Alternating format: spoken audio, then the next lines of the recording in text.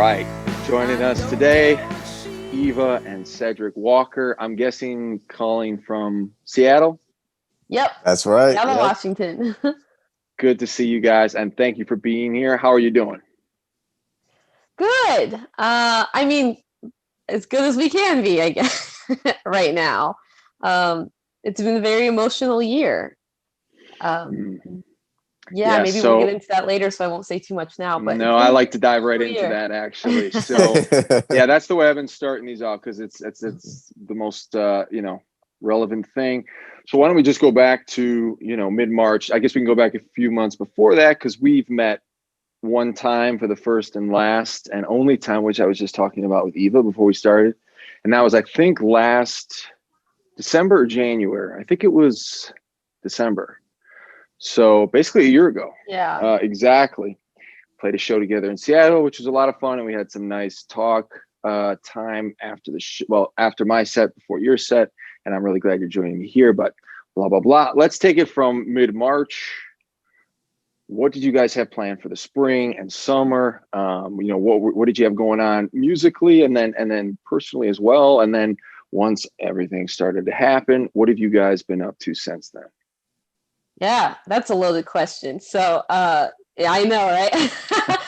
So in March, at the beginning of everything, actually at the beginning of March, for a while we had been kind of promoting and talking about a 7-inch single that we were going to be releasing, that we did release, A and B side, and Mike McCready from Pearl Jam discovered us and was like, oh man, I like this group. I want to work with them. And so through his kind of boutique 7-inch label, we recorded some songs, and he was going to release them in March, and it happened.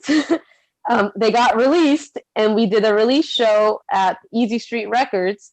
And Cedric, tell them what happened, what day that landed on. And then literally the next day, the governor came, or actually it was the day of the show, the governor came forward and said, tomorrow there will be a stay-at-home order and everybody will have to stay home due to, COVID-19.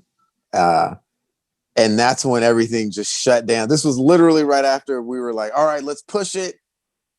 The 7 inches out. And Mike was like, everybody go to the show tonight. Yeah. I don't think we had a super spreader party. Oh boy. I don't think. Hey, it doesn't matter now because the super spread is going everywhere. So yeah, I was gonna say that doesn't help. Now it's at its worst. So we're not even, that's like ancient history now. So your release show was the night before the Seattle lockdown? Yes. Oh exactly. Man. Well, I mean, the timing's bad, but also pretty amazing at the same time. So you squeezed it in. Was it a good night aside from that was great? I mean, yeah, it was lovely. It was packed in there. It was our first time working with Mike, and I mean, it was great. And then we couldn't do anything afterward. It was just like, okay, well, this cool party happened, and there was some plans to do stuff. For example, go to South by Southwest, which was going to be our first time going down there, which I believe that takes place at where you're at, Sam, right? Absolutely. Right here in Austin. Yep. And so we were talking, I was talking about that with you in this last December. Yeah. I was like, and then all of a sudden you're coming down, and all of a sudden you're not coming down. So, suddenly we weren't coming down. And that was a bummer because I had been wanting to go to South by Southwest for years. And I was like, finally, it's happening. And then it's not happening. And I laugh about it because it's like, there's a lot of things people had to put on hold. So, in the grand scheme of things, it's not a huge deal. But yeah, it is a bummer. We wanted to go. Well, at least you got that party before the end of the world, squeeze that in. But yeah, I mean, everybody had to shut it down. So it's good you guys got a good party in before. So, I do want to hear about what you guys have been up to, but I guess while we're right at that point in what you guys were just talking about, Seattle has had a very unique arc through this whole thing. So you guys were like one of the first hotspots in the US, blew up real fast there. and I know you guys shut it down. And so I guess you can kind of start us there in terms of what Seattle was like at the beginning. We all kind of know how it panned out for everybody, but specifically then, what, I mean, I don't even know if it's still going on up there, but you guys have had some real civil, interesting things going on. So can you tell us a little bit what that's been like at the ground level? Because we just get what the media is telling us about Seattle. You know what I mean?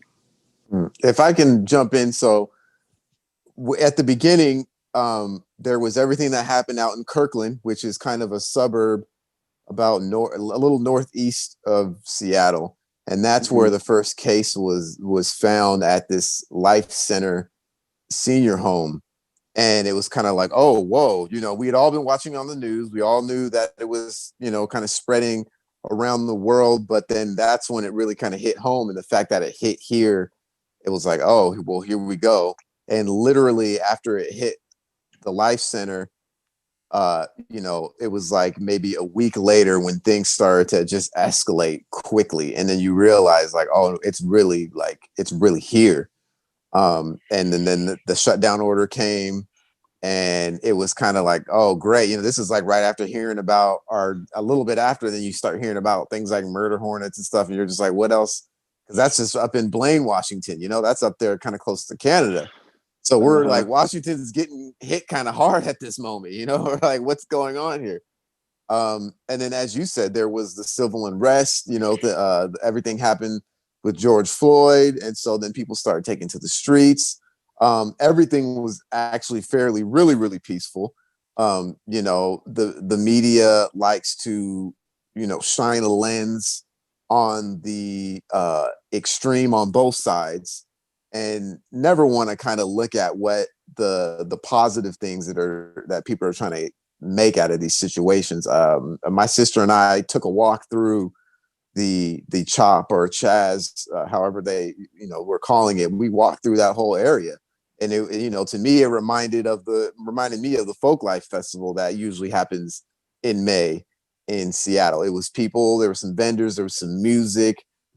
People brought their kids to kind of, it was more of a symbolism of like, hey, when something's not going right in the world, you have a right to come out and express yourself, and let the powers that be know that it's not right. And that was a powerful thing. That was what I got when I went down there. Now, obviously, as night fell, and things started to escalate a little bit more, you had people coming from outside of Seattle, more of the small towns and cities around the city, coming to the CHOP zone to kind of cause some friction, and people driving around with no license plates on their cars, so you don't know who they are. So there was a lot of instigating going on. There wasn't this just angry mob of people showing up to break things and ruin things.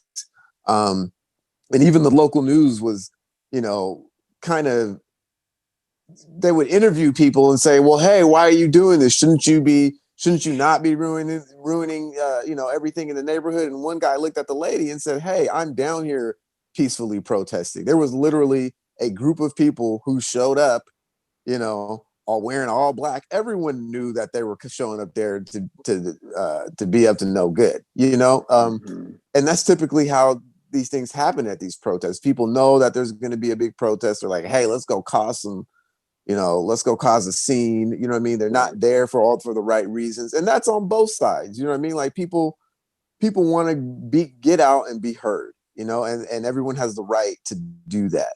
But the whole thing that Seattle's on fire and it's just a zone for communists and this, that, and the other, that, like that was all, it was nonsense. It was ridiculous.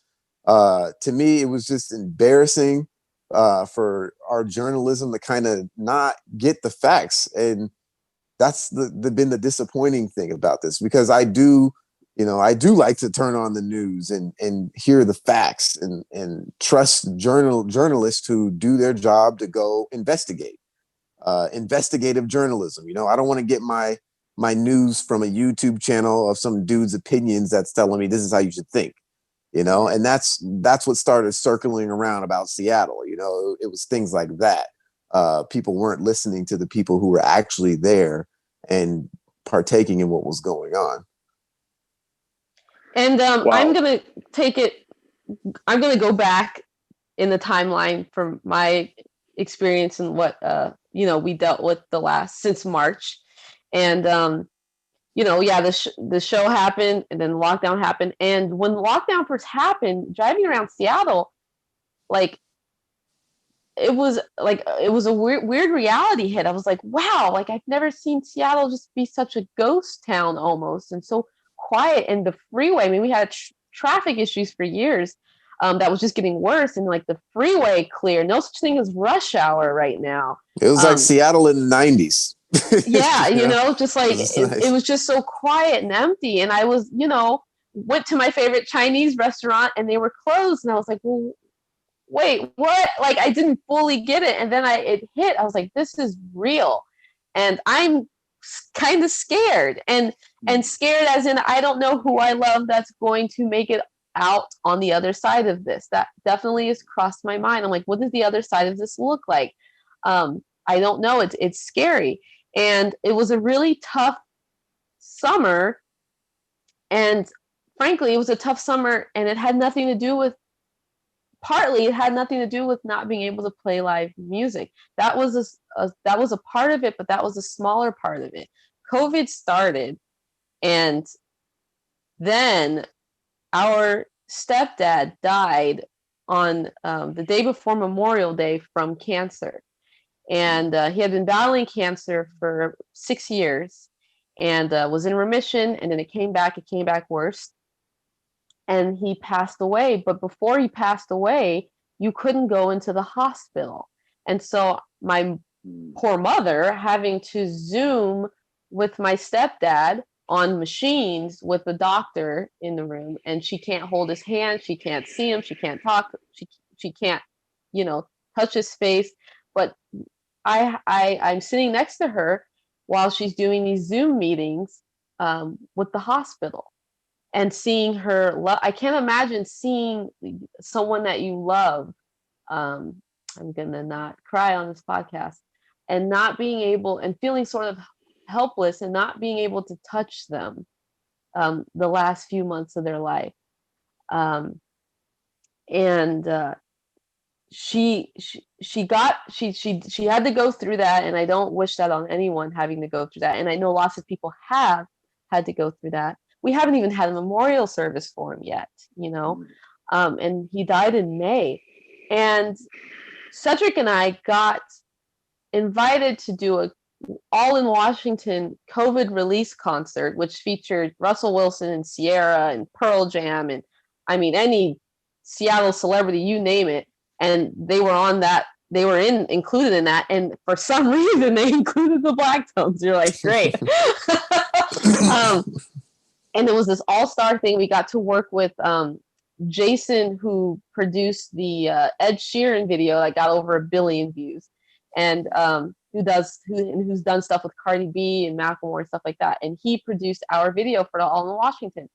And the night before we filmed it, that was a 10-hour day to film that. And it was a televised program. Our stepdad died. I was in the hospital with my mom and my sister, because some hospitals are letting people in if it's an end of life situation. So they let my mom in, and then they said, we can let 2 people in. So I let my older sister go. And then they were like, there's only 3 of you. You know what? Just all come into the room. So I'm holding my mom and my sister, and they're holding me, and my mom's holding my stepdad's hand, and he passes away. And literally, I think 3 or 4 hours later, we're filming an All in Washington event. And so we kind of I go in there, and I'm like, okay, we're not going to tell this crew that our stepdad just died. We're just going to do this. And my mom was like, go do it, because your stepdad would want you to do it. And so we had this 10-hour day. And like, I had to put my stepdad back here for a second, because I'm like, I can't screw this up. Right. And it was tough. Me and Cedric hugged a lot, but we got through the recording. And then, and our stepdad was so special. It's like, we've gotten to do some amazing things as a band, as a Black rock band. And he was a civil rights activist. He fought for civil rights, I mean, most of his life. And to have him go and not be able to see this, it was really hard. You know, it was really, really hard. But in addition to that, the axe to the stomach was, I mean, he passed away and he's fought for Black rights for years. And then George Floyd happened the next day. Wow. And it just felt like all the progress that our stepdad fought for this to happen. And me and Cedric had several online streams booked, and we did a couple of them. And then one day I just woke up crying and I said, Cedric, I'm having a really bad day. I can't. And we were supposed to do a stream for a New York audience. And I was like, something's happening. Because at this point, I've been trying to be strong for my mom, you know, the whole time. And so I was like, I woke up and was like, I can't do this live stream today. And Cedric was like, I was hoping you would call and say that because I can't do it either. We hadn't had a chance to process our stepdad dying because we had to immediately go to work after that. And then George Floyd happened. And that video is traumatic. And it's horror. It's horrific. And if we finally had a day, and I mean, I don't believe in like the spiritual thing or whatever, but I don't know, me and Cedric being twins, maybe there's some like biological connection with emotion that we both on the same day were like, and I'm gonna look down at Cedric and like we were both like, we need to stop. You know, and so we canceled everything for the time being. I cried a lot that day for George Floyd and for my stepdad. And I mean, it was one of the worst summers I've ever experienced, ever. And we didn't really know which thing to focus on, even though, you know, it's like, do we focus on our stepdad that just passed? Or do we focus on George? I don't know. I'm equally sad for both, and I don't really know. I didn't know. And so me and Cedric are really vocal about our opinions politically, and we kind of just had to get off the internet. You know, we got off the internet, and somebody posted on our wall, on the Black Tones wall, they said, if your favorite band isn't speaking up about the issues that are happening right now because of what they're benefiting from, because we've been doing pretty well, they're like, then you shouldn't be supporting them. And that was a knock at us because we hadn't made a statement or said anything about the George Floyd case. And I was angry. I mean, I don't even know the right word to use. I was very, very angry, and that someone posted that. Little did she know we were quiet because our stepdad had died, and it was just too much to be on the internet right now. And so we got some backlash for being silent. So I made a giant post telling everyone what happened and how we were dealing with it. And I ended it with, if you have a problem with that and you can't let my family process our stepfather's passing, a civil rights activist, and the George Floyd passing, if you can't let us process that quietly and how we want to, then kiss my ass, is how I ended the post. And so it became, I don't care who's a fan and who's not a fan. I don't care. This is about self-care right now. This isn't about fans and getting likes, whatever. It just got to the point where I don't care. I don't care if the statement made you uncomfortable. I don't care if me telling you to kiss my ass made you uncomfortable. But I didn't see it coming. And this person obviously didn't respond later because I'm sure they felt like an ass after posting that. And, you know, since then it's been deleted and I banned that person from our page or whatever. And you know, and maybe I went down a rabbit hole of information, but Sam, you seem like someone who likes to get deep and likes to get a lot of, gets as much information as possible. But I mean, that was the summer, and it was very difficult. Well, first of all, I just want to thank both of you for sharing. Both of you, thank you for sharing all of that. There's so much. First of all, and so I'm very sorry for your loss as well. That sucks so hard. I had an uncle who passed away from pancreatic cancer within the last. This whole time period has been such a blur, but that was recent. I mean, that was like 3 months ago. You know, my biggest hero in the world, who was Toots Hibbert of Toots and the Maytals, he passed away from basically COVID related after making this long road of recovery. So it's been a fucked up thing. So I'm really sorry for your loss. And yours too. I'm sorry about your uncle. You know, he was diagnosed last Christmas, so he was even before COVID, and he beat all timetables of what they thought, because pancreatic is supposed to take you out fast, but he fought for a good 8 months or something like that. So he went out, you know. Anyway, I'd like to try to get into some more of what you guys were talking about. There's a lot there, but I'm going to give it a go. So back to what you were saying, Cedric, just about you know, what it was like on the ground level, and how the media slants things a certain way, and everyone kind of knows that, but so many people still bite on the energy of it, and we're all subject to it, and especially on social media, which kind of goes back to what you're talking about, Eva, and I'll talk more about that person in a second. But what we're being fed, and how these fringe people, you know, whether on the right, whether they're on the left, whether they're complete just anarchists, these fringe people who are, maybe they have mental problems, maybe they have you name it, right?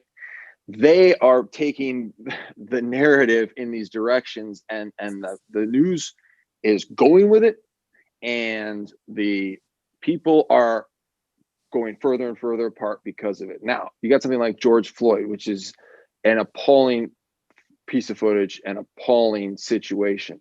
But, you know, that cop, I mean, that's the same guy who's coming down to these things and destructing things. He is somebody who is mentally ill in one way or another. I mean, and there's absolutely racism out there. There's no question. And of course, you know, police indiscretion and wrongdoing has been going on for a long time. But that person who did that, I mean, that's the fringe person who's ruining. And we don't need to get into, you know, the reaction of George Floyd and how certain people are taking advantage of it. It's such a big Pandora's box, right? But it's valuable to hear it from the ground floor, like you provided, Cedric, because everyone kind of knows it, but we still fall victim to it, and social media makes everything worse. Eva, go ahead, Cedric. And I I couldn't sorry, excuse me, I couldn't agree with you more, in a sense of, like, you know, racism is a mental issue, you know, and it's a mental health issue. It's something that's so elementary and just a bad way of thinking, and should be completely outdated. But think about mental health in the way we look at it in America. Like, people don't really even want to take that seriously. You know, if somebody expresses that they're feeling a certain way, they're, oh, well, you'll be okay, or oh, suck it up. You know, like mental health is a problem. And as for news outlets, like, it's funny to me, because I absolutely do believe that the media doesn't like 45, and 45 doesn't like the media, but they literally feed off each other. Like, if you think about when 45 was running, you know, he didn't ask for any of the media time. They followed him. You know why? Because people were glued. They knew he was going to say something crazy. They knew he was going to say something wild. And if it was going to give ratings on CNN or Fox News or any one of them, they were gonna have the camera on him. And I understand that they don't like him, he doesn't like them or whatever, but everybody feeds off they're feeding off of each other. You know what I mean? And they're all eating off of the same plate. And and Absolutely. that's what it is. That's what it's about at the end of the day, and that's what people want the media to go back to, just being facts, and just like when we were Walter Cronkite, like just turn on the news, tell me what happened, and I will develop my opinion. Do not tell me how to think. Just say this is the facts. This is what happened, and then we shall filter it, and the people will decide how we want to respond to it. But I feel like the media is turning so much more into an opinion based way of thinking. It's more of talking to you instead of saying, hey, this is what happened. What, you know what I mean? Absolutely. And I think one of the biggest problems is, and this is just kind of a natural digression, is back in the Walter Cronkite days, you had one or two news sources. So the integrity was a lot easier to produce. Now the competition is so fierce, they have to get you any way they can. So exactly what you're saying. I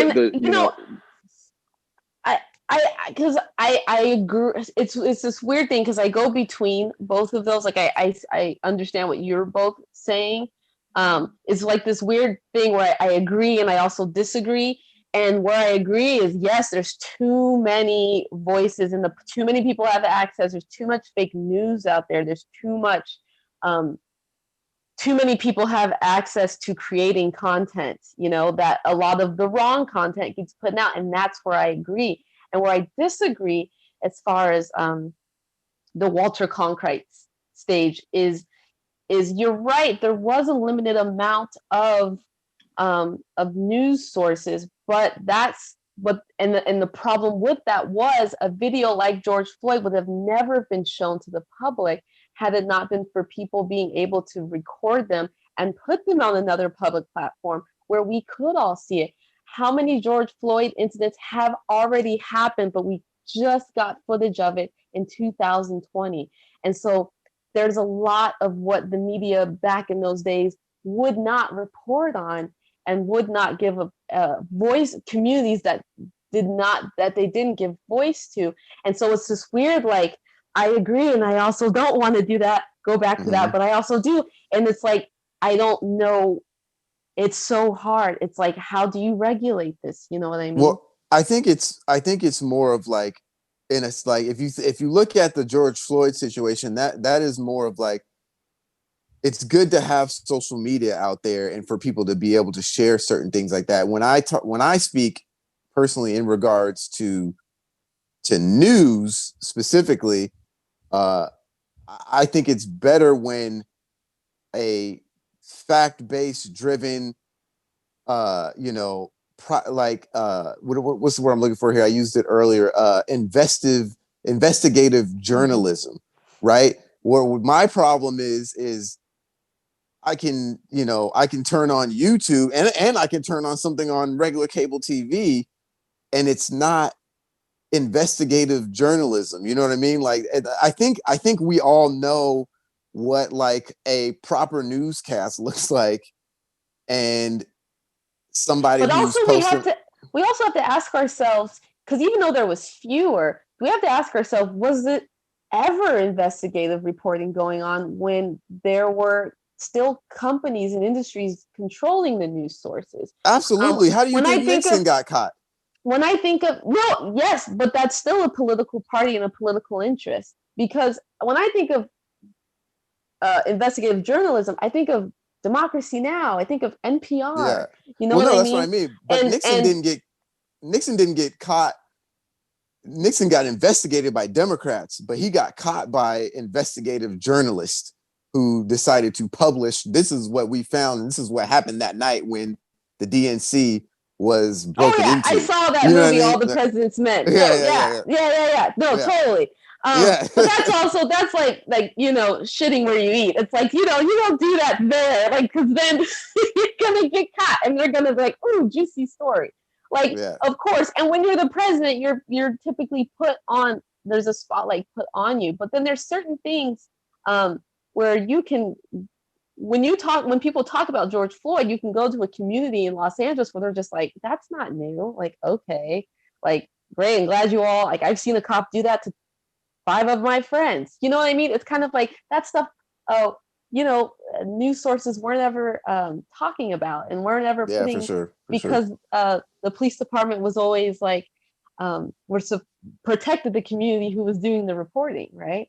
And so was it ever really fairly investigative journalism? Sometimes, yes. I don't think always. Now, but the downside of broadening it is you get fake news, right? And so I think fact checking is more important than anything, because I like hearing about things I didn't know was happening the whole time. Right. And so I think fact checking is where we need to strong arm and invest in more, because even if we went back down to just 2 outlets, as a Black person, I would feel like I wouldn't trust that, because that's happened for so long. I mean, you watch shows like Mad Men, okay? Great show. Probably pretty accurate. But you watch shows like Mad Men, and that takes place in the 1960s, right?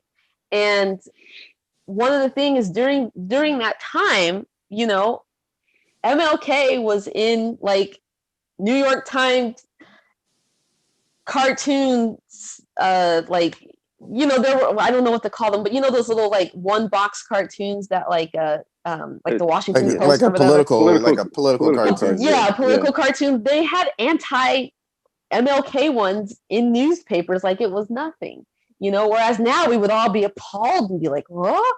But those limited sources portrayed him as an enemy. And in episodes of like Mad Men, there's a scene where this white lady, one of the main characters, her Black like maid person is like working, cleaning, doing everything, taking care of her white children. And the lady's watching the TV, and she goes out loud, after all this work this Black woman's done for her, she goes, I just don't think this is the time for civil rights. That must have hurt the worker in her house who's done everything for her. And that was the 1960s, where there was limited news source, where the citizens were taking information like that because that's how it's being presented. So I can't advocate for like 1 or 2 sources of news, because it's happened, and we've seen it not work in certain communities' favors. It hasn't worked. I think the newspaper medium, which is a lot older than the visual medium, is more spread out. There's definitely been, you could find any list of, horrifying editorial pieces from since the beginning of printed anything. But, at least every city probably had a few newspapers, or state had a few newspapers. And so, there was a variety of writing going on, and it was kind of a frontier. Newspaper writing back in the day was it was still a frontier, because who are these random people that are writing out in wherever in the late 1800s, early 1900s. So you have probably all kinds of stuff in there. And then if you're talking about like the biggest ones, like the biggest cities, New York, Los Angeles, whatever, it probably there was probably large voices that the people were used to hearing. But I think the Walter Cronkite thing, which Cedric mentioned, that kind of really is the beginning of the visual medium. And, I can't even speak to what you're saying, Eva, and what you're saying, Cedric, where that meets, they were showing footage of Vietnam on television. I mean, they were putting it on there. And that's when people started to hate it. And they were showing the civil unrest on television. They were showing it in what it was. I don't know what the editorials sounded like at that time. Every time I hear Cronkite, he sounds pretty, like Cedric was saying, truthful, or journalistic, let's say. But they were showing, the civil rights and the marches, and they were showing the MLK speeches, and they were showing the Vietnam War. I mean, you're showing that on television. I mean, that's pretty, here's the truth. This is the truth. One thing to like what we were talking about. And I think when I think about certain views being skewed with only there being a handful of controlled news outlets, it's like when you think back to like the Black Panther Party, who was not portrayed in a good light at all. And same with Malcolm X. For a very long time, he was considered black supremacists or whatever, people that weren't shown a good, even Farrakhan, who I have a different opinion on now, but back then, it was just very like there were certain messages, especially of the black community, that weren't comfortable to the common, white consumer. That so those thoughts and those opinions were either not being stated in those platforms, or were very skewed and seen as, if you support this person, then you're, it was MLK made them comfortable enough, but that doesn't mean MLK was the end all be all. Malcolm X had very good points. The Black Panther Party had very good, and it was like, well, we're comfortable with him, kind of. We're comfortable with him, and so it was a way of them still kind of controlling the narrative, which I'm not for, of course. And so that's just but again, like I told you guys, I'm not. I fall in between agree and disagree, because I do see how it would work without having too many hands in the pan, or whatever the saying is. And then I, of course, see how it doesn't work. So I'm not really all for one. I'm literally on like a balanced beam when it comes to that. And I think most people would be in that same position. And I agree with you. I think you explained it perfectly. I think where I'm at is basically what you're saying, because I agree that there should be some type of like balance, and it shouldn't be skewed, and people shouldn't be shown in a certain light. I mean, Arsenio Hall lost his show because he had Farrakhan on. Right? But that's what I'm saying. So if you bring this man on, we are going to cancel your show. Because because he was too controversial. What I'm saying is, I didn't know that. It is where it worked was take what Sam was saying earlier about civil rights. Like when they showed on TV what happened to John Lewis and all of them on TV, a lot of people in the North, a lot of people in the United States were like, whoa, we had no idea. And the Civil Rights Act took off. Like people wanted it because they saw it on TV. Do you think they would have showed that had it not been live, though? Because there's only so much that you can control. The thing is I wish I had an answer to that. But all I can say is that I'm happy that they did, because I am too. I'm happy they caught that, but I feel like that wasn't live on television, as most of these were. I don't know if they would have ever re-shown that. Well, and that's the thing. Like I don't know, but I do know that since it was out there, and think about it, like that's how most protests worked, right? When George Floyd happened, and then people went out and they were showing live protests, and people were affected. You know what I mean? So I do, and it might sound naive or crazy to think, like I do trust the people when the news is just given to them straight. This is what happened. Here it is. I feel like news nowadays, and even back then, kind of like you mentioned, Eva, it gets skewed and it gets opinionated. You have to leave the opinion out of it. And I feel like that's where people like Walter Cronkite were effective. Like his opinion wasn't put into it. He trusted the people to make their opinion. You also just used George Floyd, though, as an example, but that happened in 2020, where the media is very pulverized. Exactly. But I'm saying, like, people knew because of social media, not necessarily the media, but a different media outlet. Like you said, that somebody was able to take a video. You heard the people in the background. Hey, get off of him. He can't breathe. You know what I mean? Like, I'm not talking about the news media in that sense. I'm talking about social media in this sense. So would you guys say, Sam and Cedric, would you guys say that you're okay with the broadness of social media, just not our television? Because I mean, the same thing happens on social media, where there's all these wrong, for example, the Russian bots, right? Exactly. That was the thing. Mm-hmm.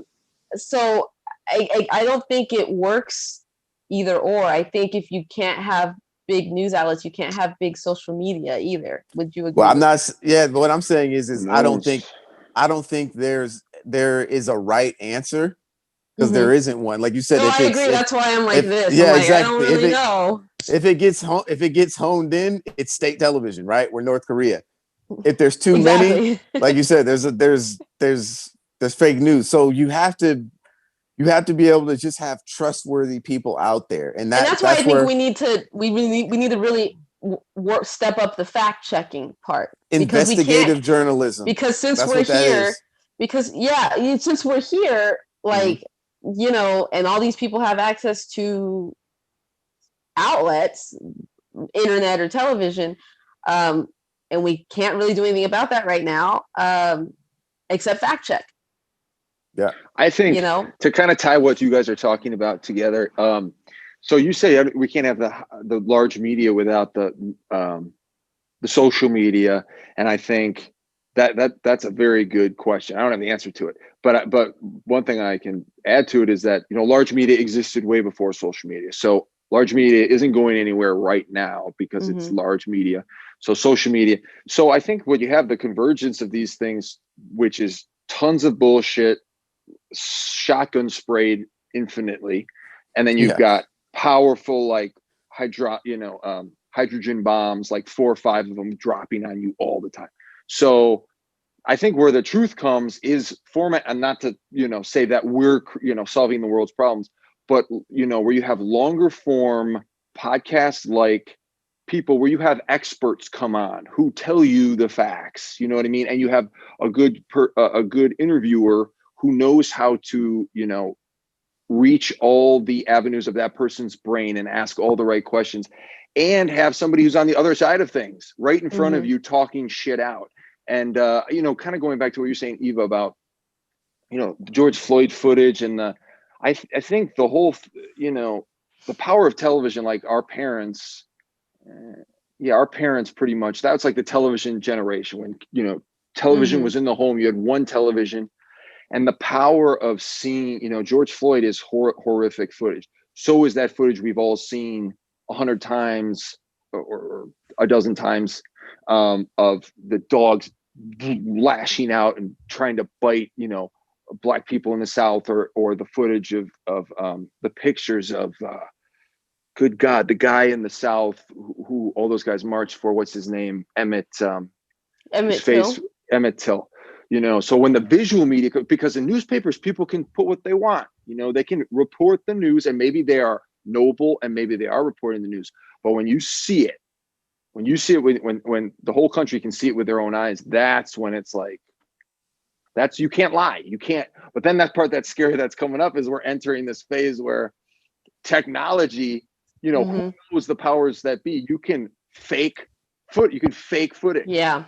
It's crazy. That's be crazy. Yeah, and crazy. it's interesting because that word experts is because also that's controversial. It's like, how do we who decides who's an expert, right? And like, how do we narrow that down? Because we even have scientists who are who deny global warming, on behalf of science. And it's like, what? And I consider myself more and more moderate than I do liberal or conservative, because of the news sources like Fox News. I mean, I don't know how many myths they've debunked about Fox News, whatever. But things like MSNBC, I'm like, I don't know. Are you saying this because what you're saying is making me just feel hate for a complete other side of people? But it's more complex than that, just like it's more complex on the liberal side, all this individualism.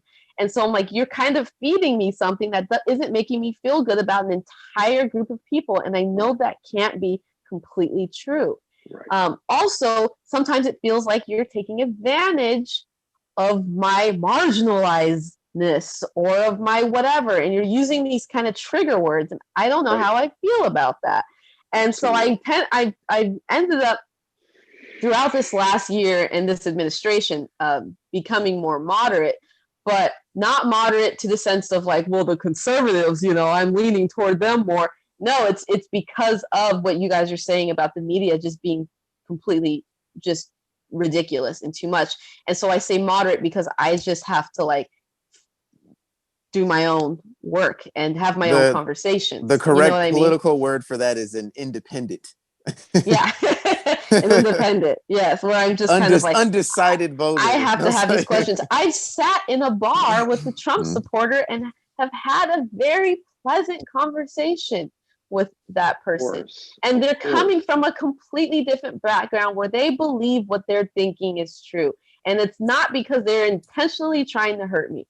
Their reality in their brain chemistry, their brain cells, in their neurons, they think what they know is correct. And when you just have a conversation, now, if you were to say, well, George Floyd was black and deserved to die, I would have punched him in the face because that's just ridiculous and radical. So I'm not an idiot, you guys, you know, right? We all like know where there's a line you don't cross. Okay. Of course. Yeah. But like it's possible to have these conversations with these people. But MSNBC, for example, has taught me like, you hate this guy no matter what. And that's dangerous also, you know, that's also not helpful. Right. And so, you know, there's just too many individual stories and mindsets that go into people supporting certain politicians. Now, do I agree with the 45 guy? No, not at all. You know, it's I think it's no, most Republicans don't agree with them too. They're just my personal opinion. My personal opinion is true conservatives would not actually agree with what this person has been doing in office. I really think that there is a higher standard of conservatism, if that's a word, that is not that. And so that's where I'm like, this is not what being conservative is. That's not my idea of what being conservative is. This guy is just nuts. He's invented his own spectrum of whatever. And that's insane. And so I'm not going to put all of the conservative people I know and whatever into this category with this person. Now, them voting for him, I do have a problem with that because it's like, you know, his rhetoric has literally put people's lives in danger. And it's like, I can still have a conversation with them, right? And not just like burn them at the stake. But, you know, yeah, I could say to them, like, it is problematic that you voted for this person because they've said this, this, and this. And I can say that, right? But do I, as an individual who has her own ideologies and her own ideas and her own brain chemistry and her own entire 31 years of living experience, like, who has her own individualism, can I have that for other people and why they might do something like that? Yes, of course. It would be very ignorant not to. Right. I think that, and I know, because I have a conservative friend. I'm not going to throw his name out there, but he understands that 45 is crazy. He understands that he's batshit crazy. But he's like a more fiscal guy, as he would call himself. You know, he enjoys the economic politics of you know, a Republican, but absolutely does not respect the social politics of Republicans, and he understands that the social politics are not quite up to par. Obviously, everybody knows Republicans have been teeter-tottering on race politics and, you know, things with women and gay, like they've been flirting with that all these years, and all Trump did was just kind of just bring it to fruition. But he did admit to me just the other day, he said, you know, now that he's lost this election, you know, a lot of conservatives, and, you know, not to kind of change the conversation, but I feel like it's going this way. Like, a lot of conservatives are going to have to figure out what they are going to do and who they are again. And it's mainly because they may run again. Go ahead. No, I'm just going to say, he might. I mean, I'm just going to say this quickly, and then you continue your train of thought. Yeah, no, go for it. Think about who after that firestorm, whatever you want to call Trump, you know, you can call him anything in the book. How are they ever going to have another candidate that can just wield that much? But see, energy, and that's the thing. And so it's like, that's the thing though. Like he was he came in and told them, "This is how you're going to think, and this is what you're going to say now." And I don't know First if he you said, guys "You have, guys are all idiots." He called yeah, everybody exactly. in that party idiots, and then he And I just don't went, know if you, I don't know if you guys noticed, but anytime you talk to a friend or someone who's a conservative or Trump supporter, all they do is say the same things that he says, and he has literally been their mind and their backbone for them. And with all due respect to some of my conservative friends, because there are some good people out there, but this is what he told me. He's like, we've been acting like teenagers. We've been acting like teenagers that now are going to lose our parents, and we're going to lose our parent for 4 years, and he's not going to be there to tell us what to do or what to say anymore. And now we're going to have to do this huge rethinking of who we are. And that's why the election's been stolen. Because you got to think about, and I'm not, you got to think about, like, he's literally told them who they are. Because they were, what Republicans were before he was there was nothing what he is. Mm-hmm. And he's flipped it on its head.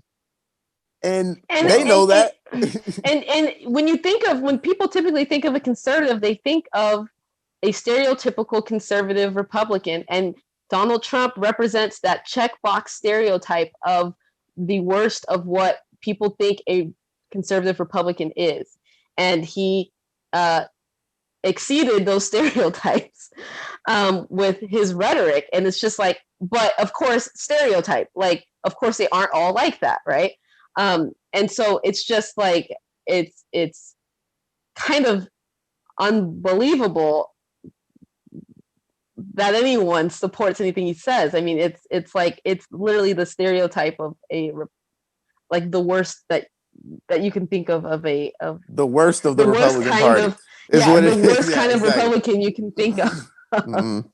Yeah, I mean, that's a really, but you guys both make really good points. And that's very interesting what you said, Cedric, because that is more true about any president, I think, leaving the White House ever, because it got so polarized and so built on that rhetoric that you talk about, Eva. And now, I mean, must notice that the stress of the virus is just getting very more as real as ever. But you can't, I mean, hasn't everybody just felt a nice breath, a little sigh of relief? Yeah, well, it's not just the sigh of relief of the changing president. It's the energy, the just visceral, venomous back and forth has. He's trying to put up this fight like it was fraud. It's like, and everyone's, even on people on his team, is like, look, dude, we lost. All right, it's over. Yeah, okay, it's a wrap, man. But it feels nice, and I think we got to get this through this whole freaking virus. And okay, you guys are great. I could talk to you guys forever about this stuff.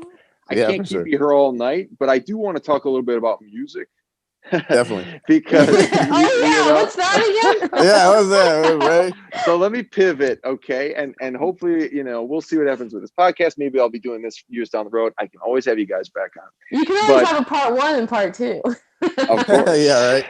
Part 7.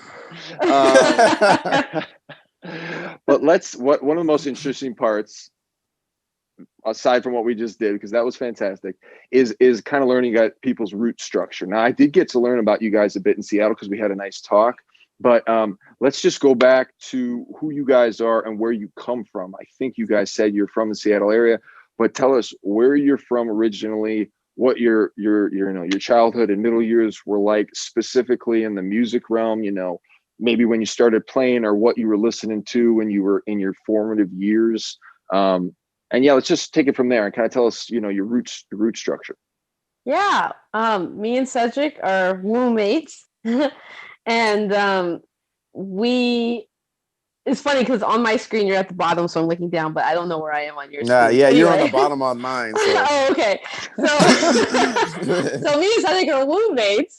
And yeah, we were born in Seattle, Washington. First generation Seattleites. The rest of our family is actually from Louisiana, New Orleans. And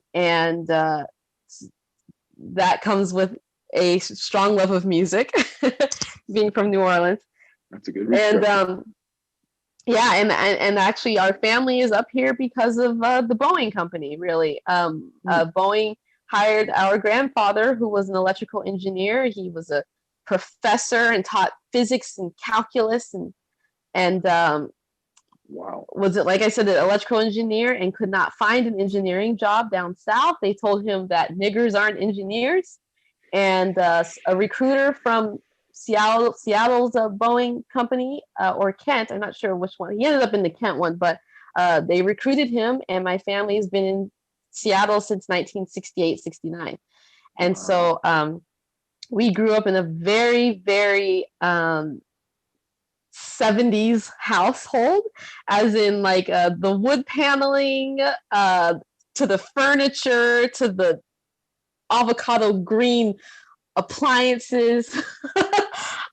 Just very, it was. And then we grew up eating Southern cuisine every day, but we're in this like Northwest rainy setting. Wow. And it just is this really interesting hybrid of influence that we have. Because when my husband took me to New Orleans for the first time, that entire city reminded me of a giant version of my grandma's house, and exactly what I grew up around.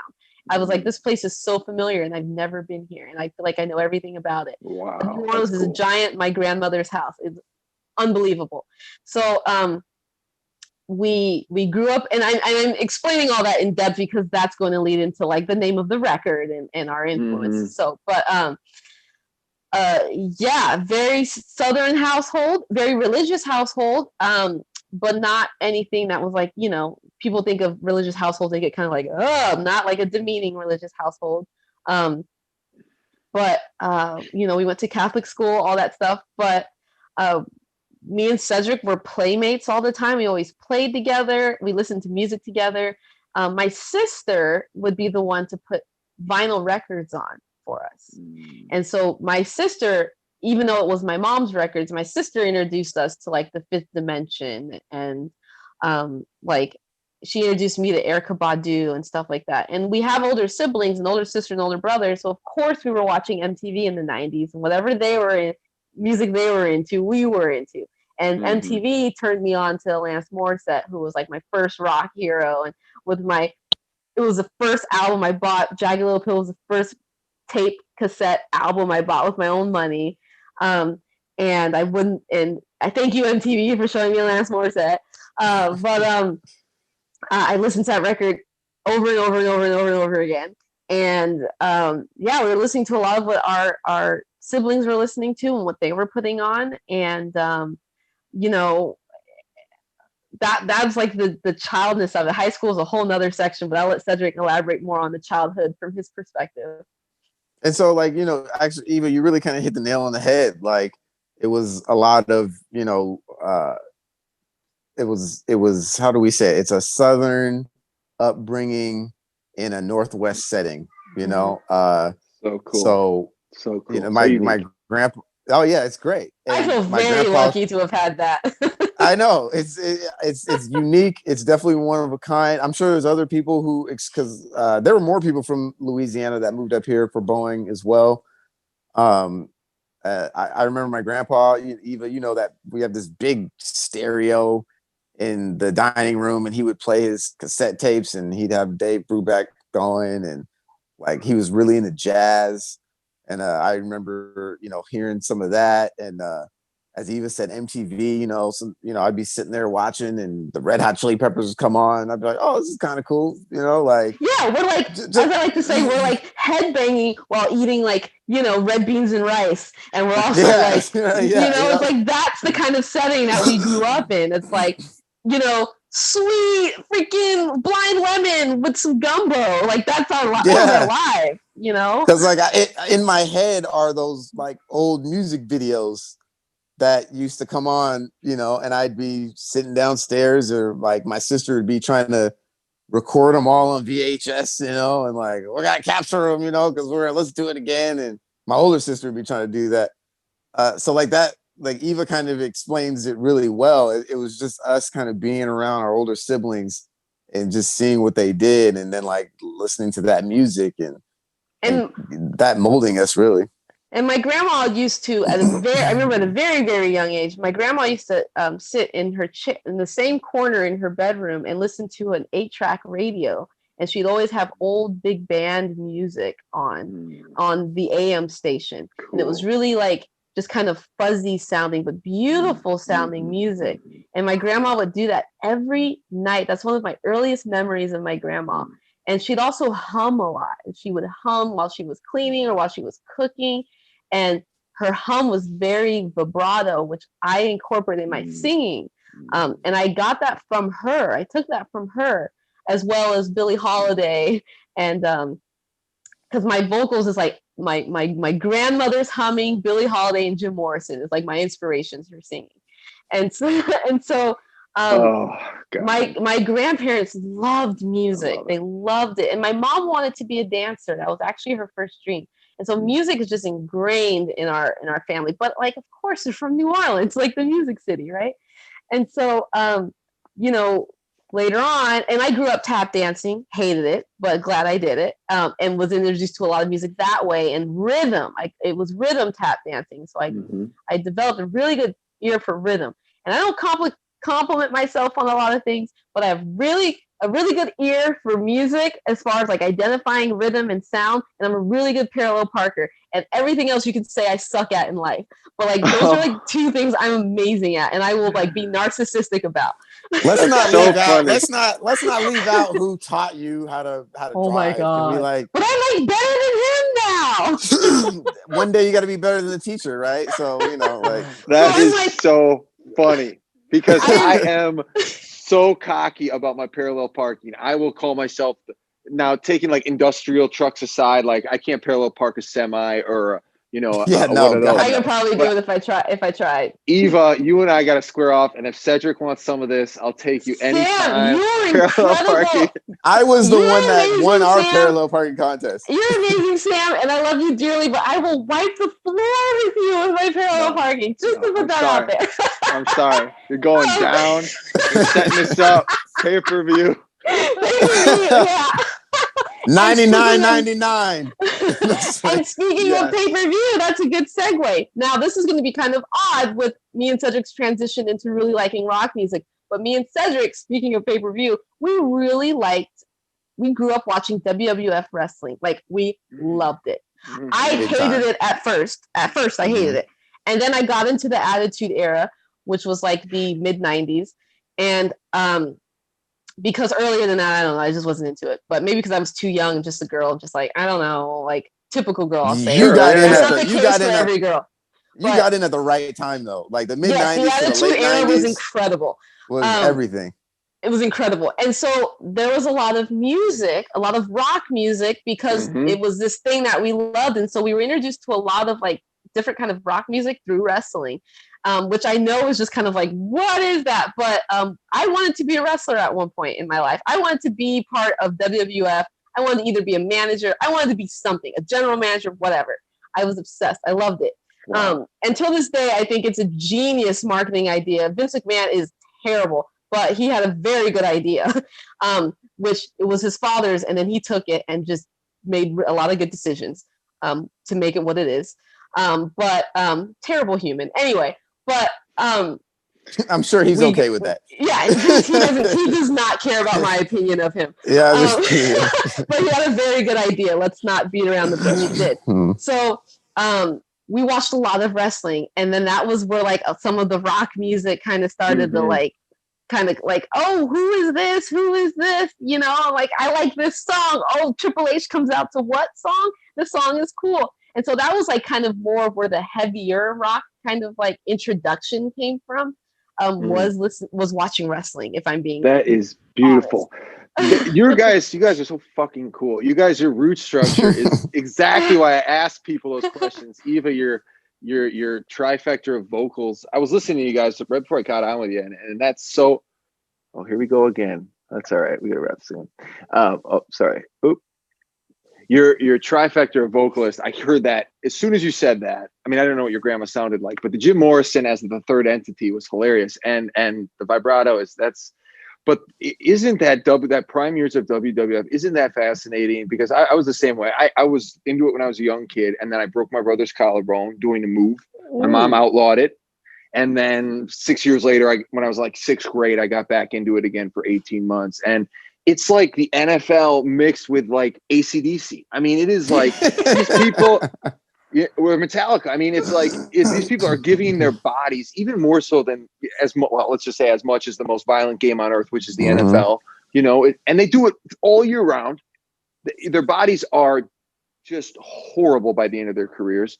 And they're giving it the attitude of the best rock and roll show you can see, and that's why those guys were filling out 100,000. I mean, it's the ingredients to like entertainment that's just like is what people want. I mean, we have this animal instinct. We have like this, or not animal, like primal instinct to watch sort of violent sports like that. I mean, that's why we had gladiators back in the day, you know, why we had certain physical competitions. Like that's something primal about that. And that's as old as time, watching animals compete for territory or compete for strength or who's in charge of the pack. And so the WWF like took the certain primal ingredients, I think, and added sex and added even more comedy and comedy. That's right. It's got it all. Right. And added music, and it was a brilliant idea, and that's why he is a bajillionaire, because that is a brilliant idea. And I was a wrestling holic. I mean, I fell into it. I was like, this is great. You know. But cool. Anyway, like, so some wrestling, but also, our high school years, you know, a little bit later, I had some friends. Me and Cedric were always very close. And then the high school, I mean, we remained close, like, as twins, but, like, our cliques kind of started to change. And so I was with the artsy fartsies and he's with the athletes, and, like, my musician artsy fartsy friends, that's where my introduction to Led Zeppelin and Rolling Stones and stuff like that. And, that's why I got in. I was very into classic rock music as a teenager in high school, and that's where my focus was. And then the older I got, I was into blues, because I started working my way backwards in rock and roll and realized how black rock and roll history was, and was like, holy shit! Like Rolling Stones named their band after a Muddy Waters song, and Led Zeppelin thanked Robert Johnson in the Hall of Fame speech, and you just keep going back, and the blacker it gets, and it's like Elvis, but Sister Rosetta Tharpe before Elvis.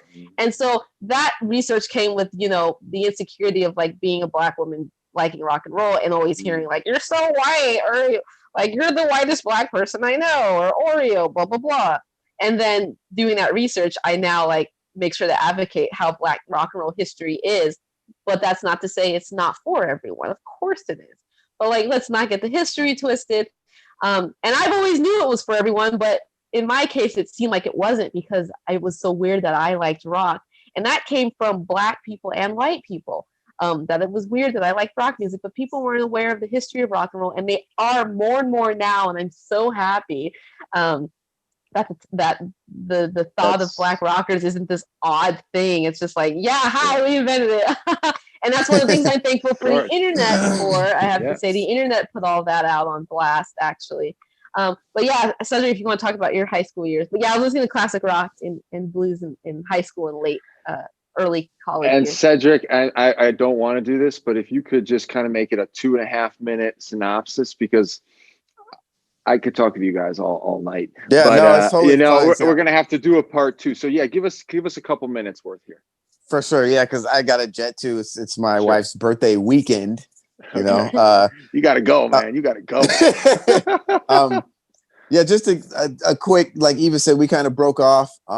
I kind of dived into like old rap when I got into high school. I remember walking down the hallways listening to like Neighborhood Sniper from Eazy-E and like a lot of old NWA. I was listening to like Warren G and Nate Dogg and like, Regulate and stuff like that. I also liked a lot of like old school R&B. I've always been kind of this like old soul, I was into some of the newer stuff, but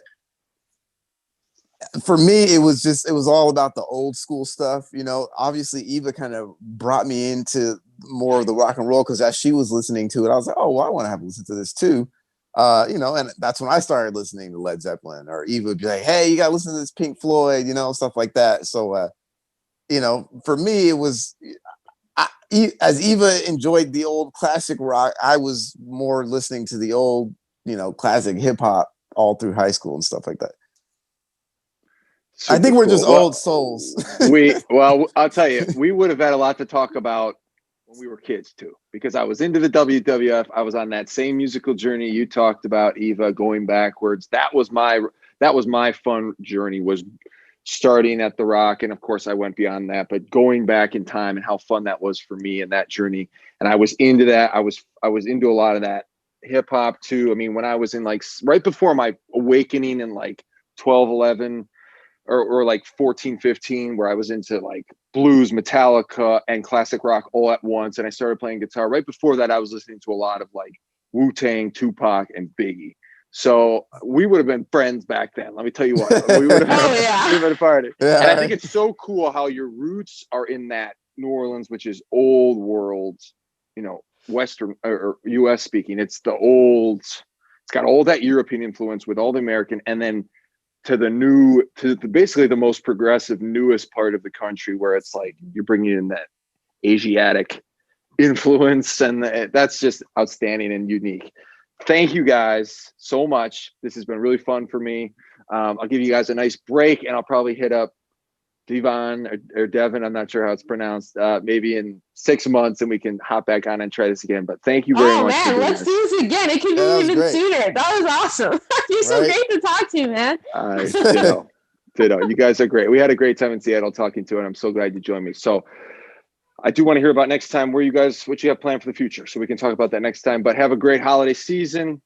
Hope you guys stay healthy and safe. Stay safe and parallel parking. I got you, man. It's on. You're going down. No. You guys need to just stop. Shout out to everybody in Austin. Shout out to everybody in Austin as well. Austin! I hope we can get down there. We were supposed to be down there. Hopefully we can get down there soon. You'll get Hold me and Sam to a parallel parking contest, Austin. I'm setting it up. All right, you guys take care. Bye. Take care, Sam. Peace.